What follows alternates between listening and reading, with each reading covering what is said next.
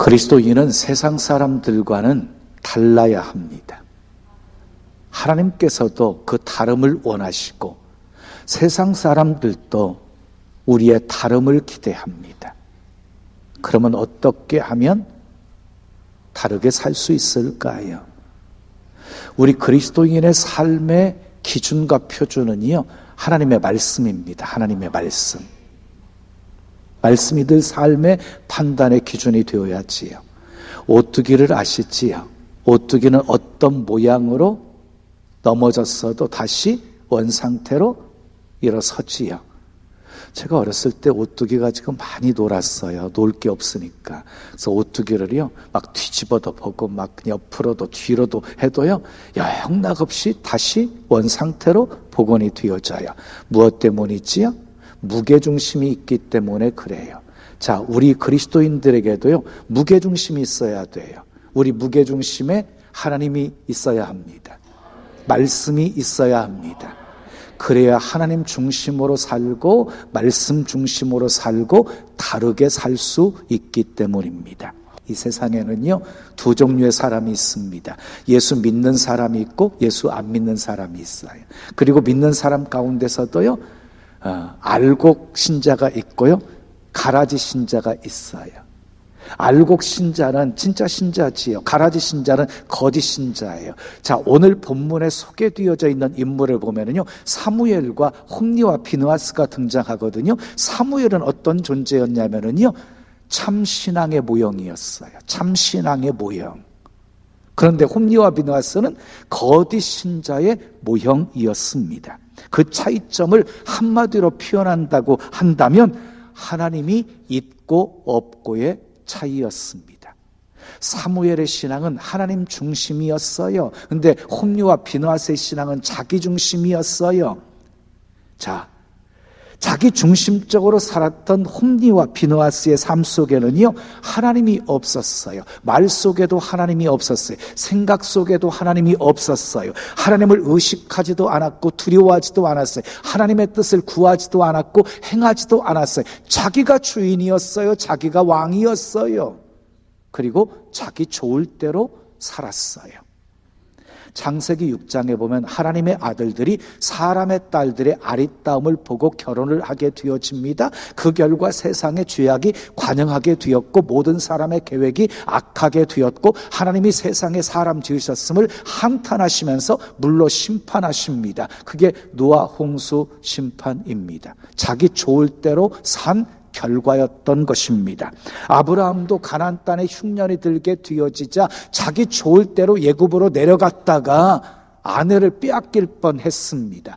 우사도 게하시도 아간도 가룟 유다도 요나도 아나니와 삽비라도 결말이 좋지 않았던 이유는요, 자기가 중심이 되어서 살았기 때문이었습니다. 성경은 사울 왕과 다윗 왕을 비교해서 말씀하고 있어요. 사무엘하 3장 1절에 보면 다윗은 점점 강하여 가고 사울의 집은 점점 약하여 가니라 그랬어요. 사울과 다윗의 차이는 무엇이었습니까? 사울은 자기 중심의 신앙의 삶을 살았어요. 자기 중심이었어요. 그리고 다윗은요, 하나님 중심의 삶을 살았어요.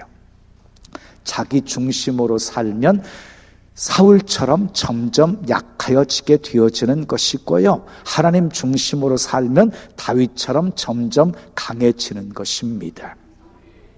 자기 중심으로 살았던 홈리와 비느하스에 대해서 성경은 이렇게 증언하고 있습니다. 2장 12절에 보면 행실이 나빴다라고 말하고 있고 17절에 제사를 멸시했다고 했고 22절에 회막문에서 수종드는 여인들과 동침했다고 했고 24절에 들리는 소문이 좋지 않았다고 했고 25절에 아버지의 말을 듣지 않았다고 했습니다. 한마디로 홈리와 비느하스는 개망난이었습니다. 결국 어떻게 되었습니까? 4장 11절을 보게 되어지면 블레셋과의 전쟁에서 하나님의 언약궤를 빼앗겼을 뿐만 아니라 홈리와 비느하스는 전사에서 죽고 끝납니다. 그런데 반대로 하나님 중심으로 삶을 살았던 사무엘의 삶에는요, 하나님이 계셨습니다. 늘 하나님을 생각했습니다. 하나님이라면 어떻게 하실까, 무엇을 좋아하실까를 생각했습니다. 하나님 앞에서 살았습니다. 하나님의 눈치를 보며 살았습니다. 하나님이 기뻐하시는 일만 하면서 살았습니다. 그런 사무엘에게 2장 26절을 보면 하나님과 사람들에게 더욱 은총을 받게 하셨습니다. 3장 19절을 보면 하나님이 사무엘과 함께 하셨습니다. 20절을 보면 온 이스라엘 백성들로 하여금 사무엘이 하나님이 선지자로 세우신 사람임을 알게 하셨습니다. 하나님은 하나님 중심으로 사는 사무엘을 축복하셨습니다. 여러분 모두 사무엘처럼 하나님 중심의 사람이 되시기를 축복합니다. 자, 오늘은 사무엘을 통해서 하나님 중심으로 사는 사람은 어떤 삶의 특징이 있는지를 살펴보면서 함께 은혜를 나누려고 합니다. 첫째 따라하겠습니다. 변함없이 하나님을 섬깁니다. 사무엘상 2장 11절 말씀 함께 읽어요. 엘가나는 라마의 자기 집으로 돌아가고 그 아이는 제사장 누구 앞에서? 엘리 앞에서 여호와를 섬기니라 그랬어요. 이어지는 18절 말씀 읽어요. 시작. 사무엘은 어렸을 때에 세마포 예봇을 입고 누구 앞에서? 여호와 앞에서 섬겼더라 라고 말하고 있어요. 섬겼다는 말이 2번 나오지요. 근데 내용은 달라요. 11절에서는요 엘리 앞에서 여호와를 섬겼고요, 18절에 보면은요 여호와 앞에서 섬기고 있는 모습을 보게 되어져요. 무슨 차이입니까? 사무엘은 어머니의 기도로 태어난 아들입니다.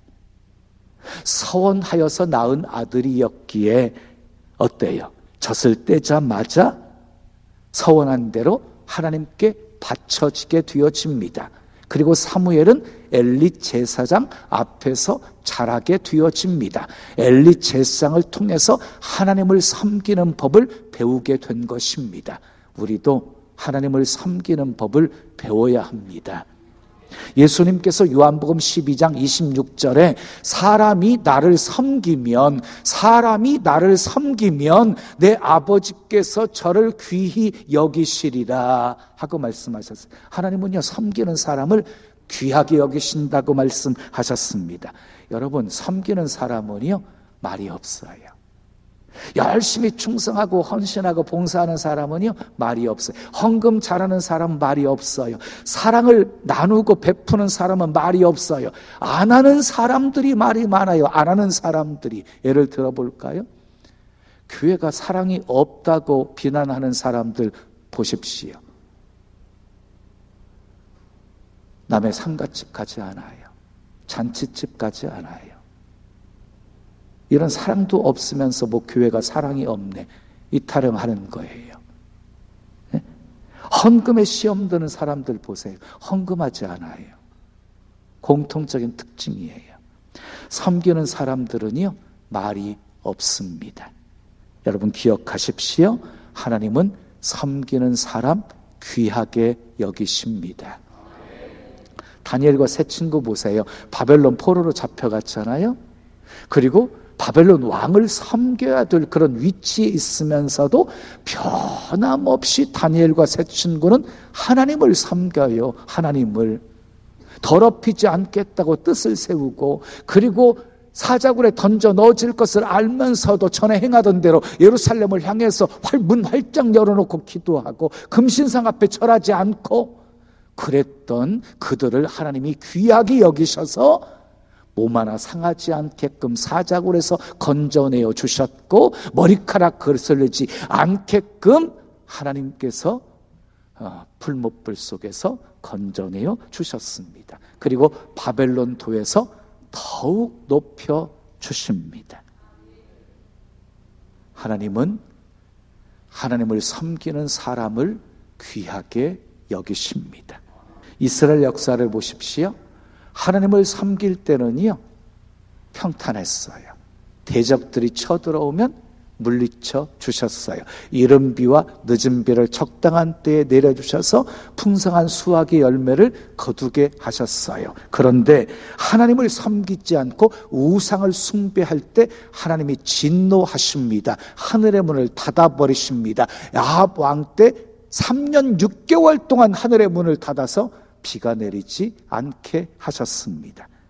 여러분, 경기장에는요, 운동하는 선수만 있는 것이 아니라 구경꾼도 있어야지요.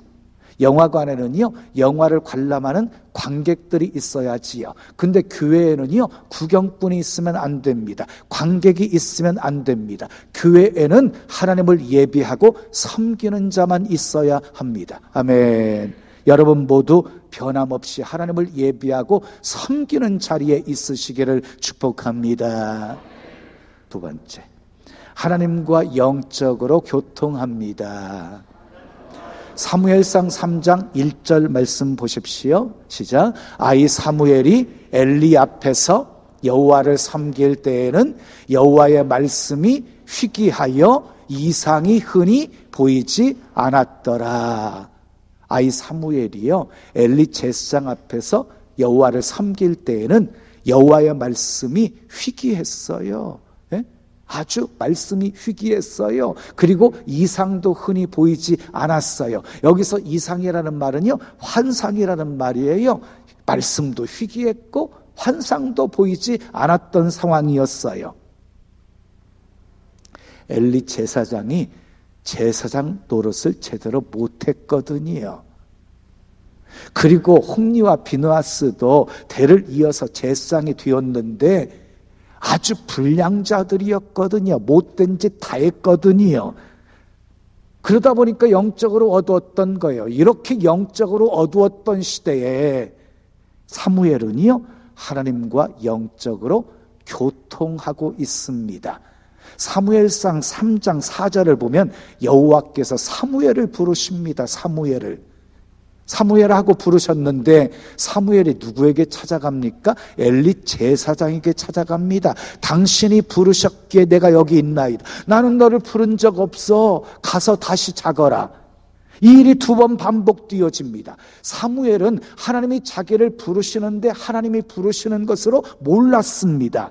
3장 7절 말씀 읽어요. 사무엘이 아직 여호와를 알지 못하고 여호와의 말씀도 아직 그에게 나타나지 아니한 때라. 한 번도 하나님의 말씀을 들어본 적이 없었기 때문에, 여호와를 잘 알지 못하고 있었기 때문에 하나님이 부르시는데도 자기를 부르는 줄 알지 못했다는 것이에요. 여러분 기억하십시오. 영적인 세계가요, 처음부터 깊어지는 것 아니에요. 처음부터 하나님의 음성이 막 들려지는 것 아니에요. 처음에는 이게 하나님의 음성인지 잘 몰라요. 근데 계속해서 듣다 보면 분별하게 되어지는 것이에요. 하나님의 부르심이 3번이나 반복되어지자 그때서야 엘리 제사장이 하나님께서 사무엘을 부르고 있다는 것을 알게 되어진 거예요. 그래서 사무엘에게 이렇게 말해요. 다시 너를 부르거든 이렇게 말해라. 여호와여 말씀하옵소서. 주의 종이 듣겠나이다. 이렇게 말하라고 가르쳐 줍니다. 따라하시기 바랍니다.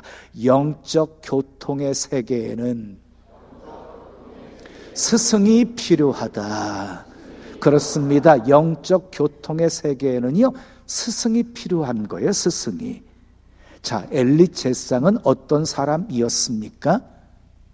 한나가 간절히 기도하는 모습을 술에 취한 여인으로 오해할 정도로 영적으로 무딘 사람이었습니다. 말씀이 희귀한 때를 살았습니다. 흔한 이상도 보지 못했습니다. 제사장답지를 못했습니다. 홈리와 비느하스 잘못 키웠습니다.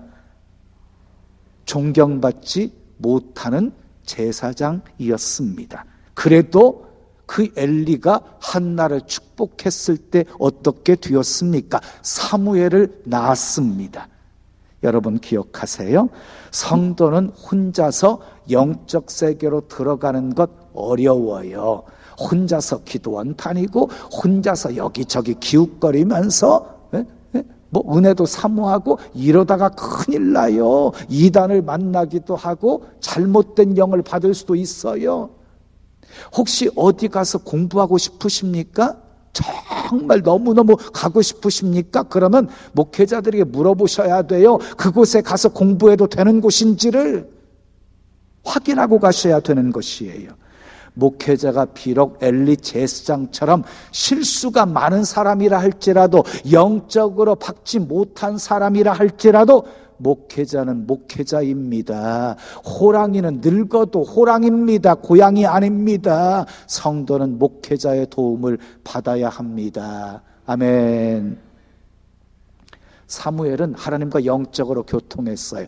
영적으로 고통하다가 하나님께서 사무엘을 통해서 역사를 하십니다. 3장 19절을 보면은요, 사무엘이 자라매 하나님께서 그와 함께 하시고 그의 말이 하나도 땅에 떨어지지 않게 하십니다. 3장 21절을 보면 하나님께서 실로에서 말씀으로 사무엘에게 자기를 나타내 보여주십니다. 사무엘을 통해서 이스라엘 백성들에게 말씀을 전하게 합니다. 말씀을 통해 이스라엘 백성들에게 영적 부흥이 일어나게 되어짐과 동시에 잃어버렸던 언약궤가 다시 돌아오게 되었고, 블레셋과의 싸움에서 다시 승리하게 되었고, 빼앗겼던 모든 것들 다시 되찾게 되었고, 그 땅에 평화가 있게 되었습니다.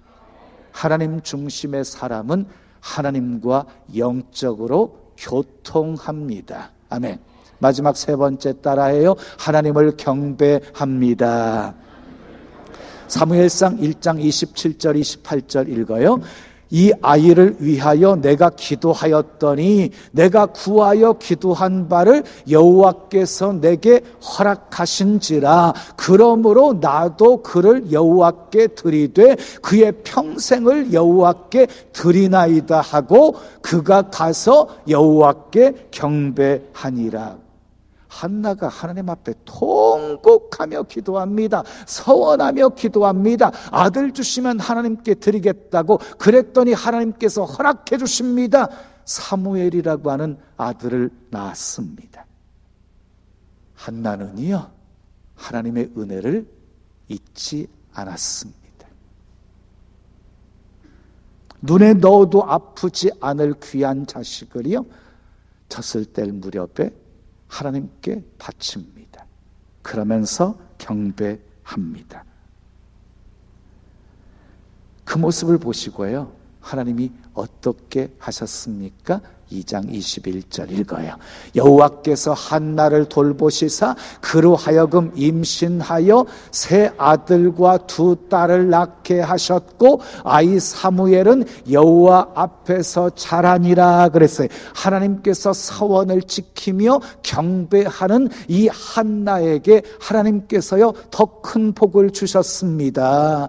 여러분 보세요. 하나를 드렸는데 세 아들과 두 딸을 더 낳게 하셨습니다.